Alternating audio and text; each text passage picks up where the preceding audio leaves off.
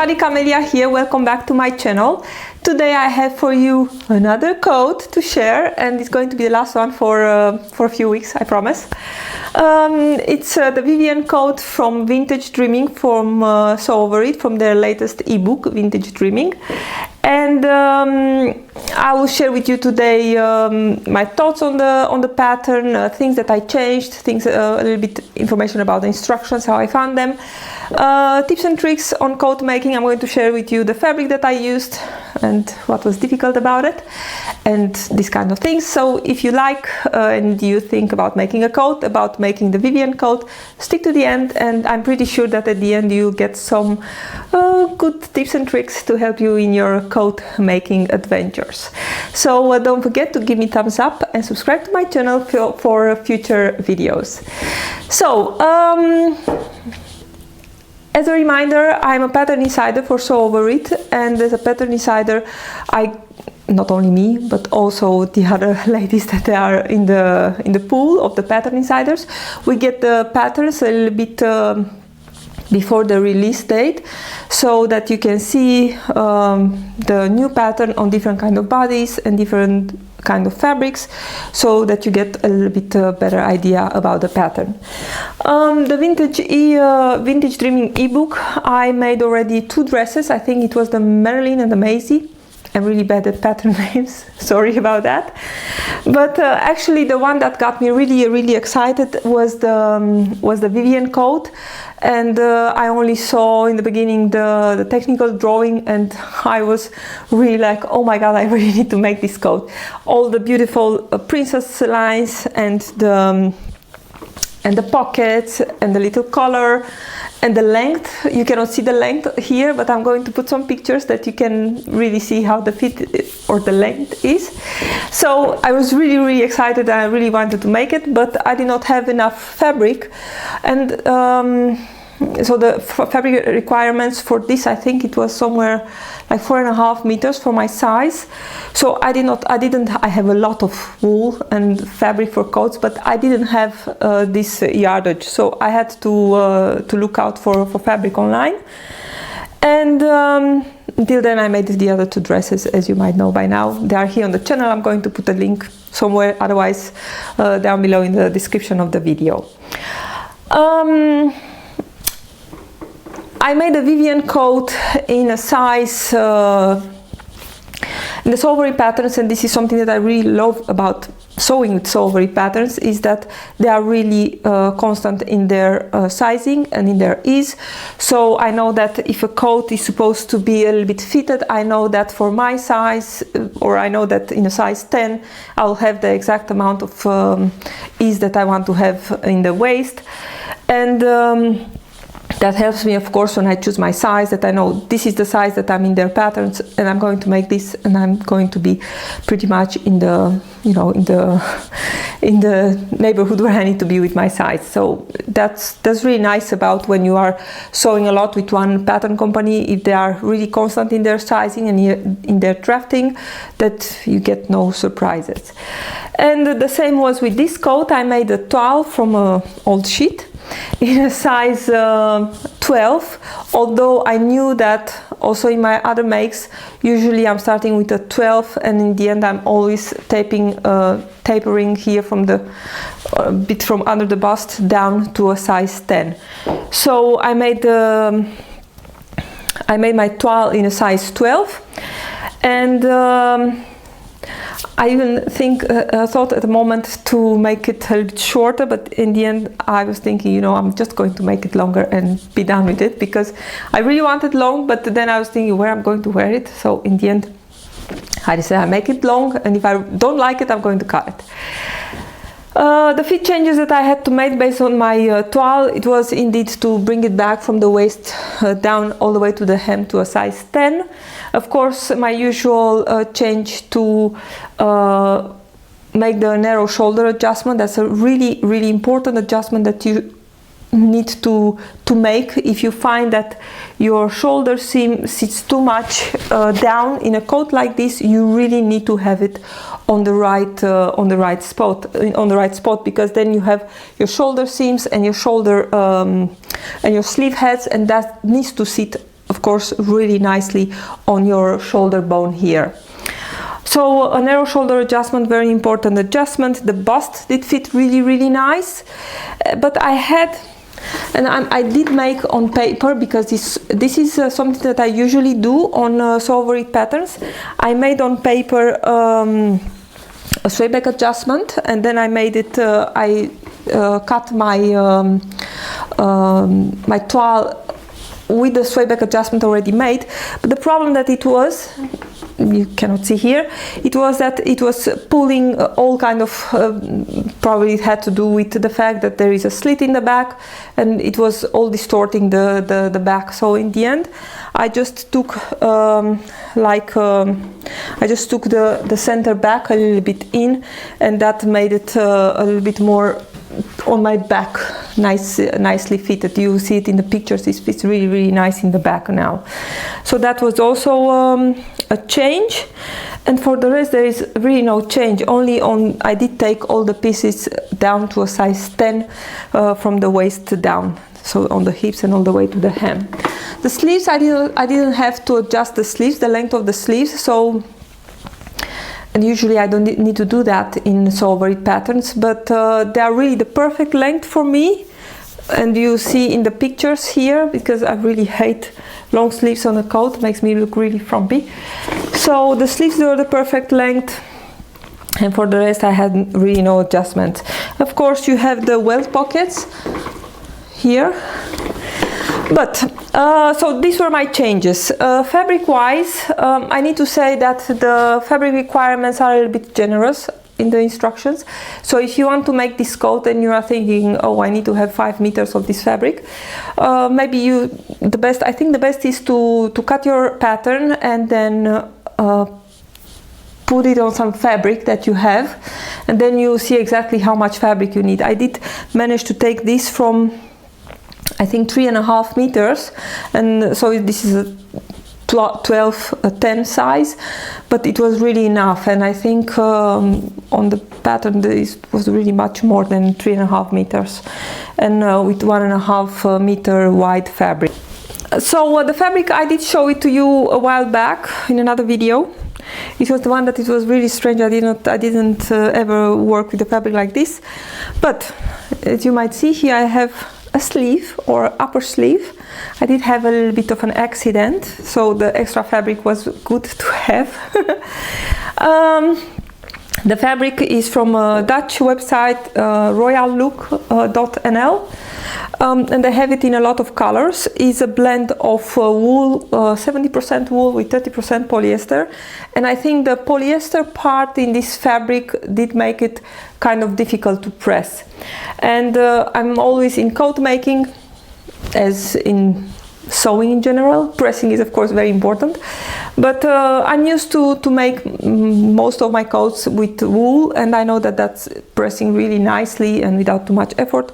But this one, it didn't really want to press, and I don't know if I can see here, but if you cannot see, but I know, for example, I had really a difficult time to press my shoulder seams open, and in this one here the shoulder seam is not tacked, so open, and then I tacked on both sides. Here I did, and I see really a big difference with this part, but here I realized that after I had all the shoulder pad and everything installed. But the fabric did not really want to press really well, and I think it's a combination of, I think it's actually a knitted fabric, and it does have like a brushed structure to it. But I think this one is this is the back. I used this one as the back of the fabric, and this is actually what I used as the front. And because they are pretty similar and I didn't pay attention, I did stick the interfacing first on the wrong side, on the right side of the fabric, so I had to cut another upper sleeve. But and as you can see, what I like about the fabric is the fact that the color is really very dense and really nice, and it has nice drape. It's like, how should I say, it does have a little structure, but it falls really nice, and you can see it also in the pictures that it falls really nicely. So that's the plus point. The min is the fact that it's not pressing really well. It's pressing with a lot of effort, I should say. For the lining, I used it's also from the same shop, and it looks here really very light, but it's a really dark purple wine, like this. And here I had the possibility to choose which side to use, and one of the sides is a little bit more shiny than the other one.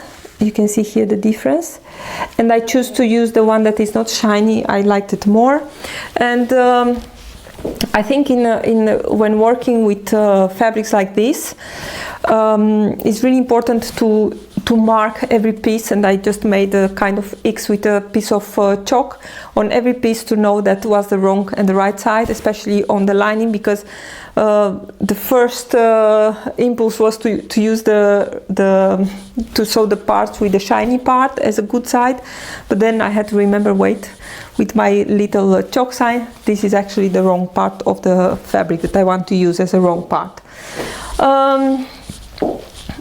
So that was the fabric. For the rest, the buttons are from my stash.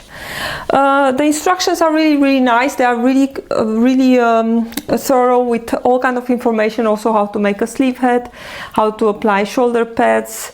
Also the instructions for the pockets are really nice. And the fact that I changed in my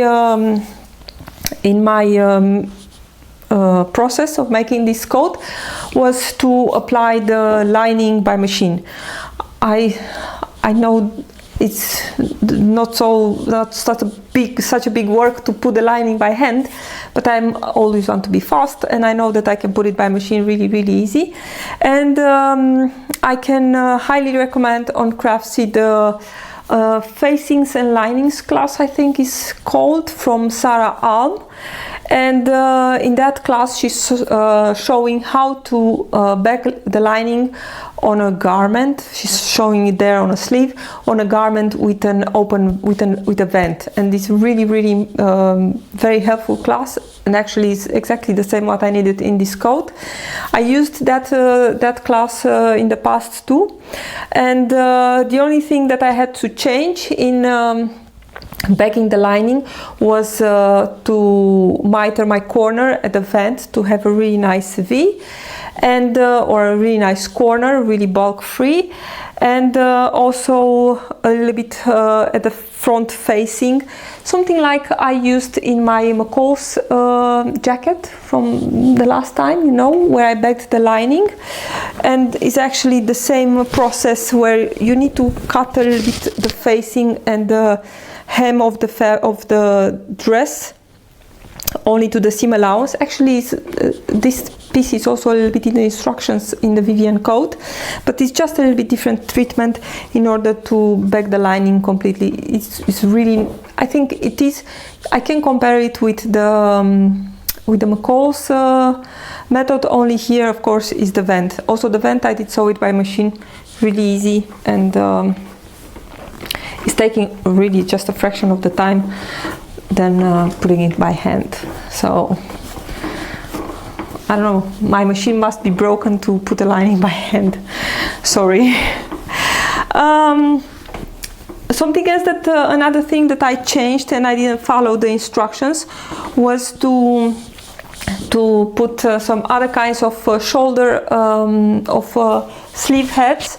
Also for that I have a method that I learned in Craftsy classes from Kenneth D.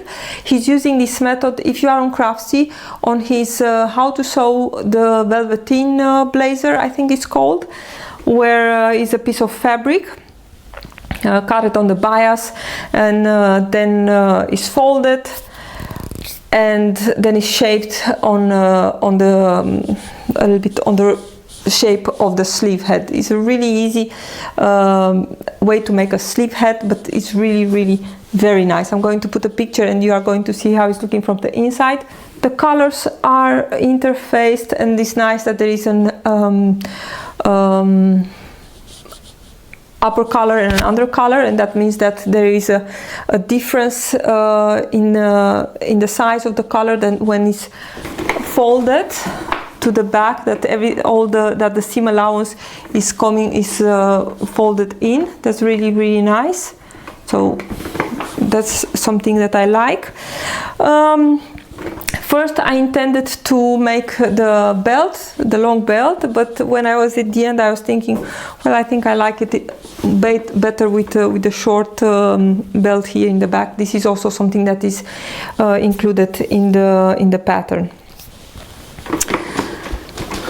And that's it. For the rest, yeah, it's pretty much as per pattern, with the only big change, of course, of sewing the lining by machine. And I must say that I'm really, really happy with this coat. I don't own a coat. I mean, I have another one that is long, but not as flared, and that one is a wrap one that is only tied with a belt. But this one is very classy. I really, really like it. So I'm really happy with it. For the rest, I wanted to talk a little bit about the pressing materials, but I think I'm going to make just a different video about them. I made a new pressing hem and a new pressing roll, and I think that's going to be for a next video. I'm going to give you also some links from where I use the patterns. I think having pressing tools when making a coat, and actually having pressing tools when sewing, is something that you must have, and it doesn't have to be expensive. I know a pressing hem, if you buy it, can cost you quite a lot of money, but making it yourself is just as easy and really much cheaper. So I'm going to make a short video, I think, about the pressing materials, apart from this one. So this was my Vivienne coat. Again, I highly recommend the new vintage Dreaming by Sewoverit. I made 3 patterns, and I still need to make that shorter jacket. I think it was from the Marilyn set, if I'm not wrong with the name. But I highly recommend the patterns. They are really, really nice. The dresses can be, the bodices, they are interchangeable with the skirts, and I think you can do a lot of all those patterns. There is a pair of pants, and there is a shift dress, which I cannot remember right now the name, but again, highly recommend. And of course, is this beautiful coat that I think even cut it a little bit to the hip length, and maybe change the pockets in the side pockets here in the princess seam, can give, of course, even more possibilities with the same pattern. So I hope you enjoyed my video. Thank you so much for watching. Don't forget to subscribe to my channel for future videos, and take care. I hope to see you soon. Bye.